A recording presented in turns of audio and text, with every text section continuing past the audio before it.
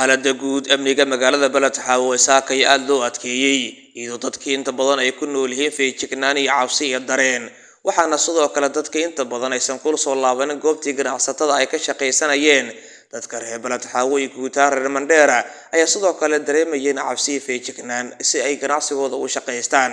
xaaladda magaalada Balad Xaawo saakay ayaa noqotay mid dadka inta badan ay ku nool yihiin cabsi iyo dareen taasoo dadka inta badan xitaa aysan ku soo laaban shaqadooda balse maxaa dhacay dagaalka maxaase ka soo kordhay saaka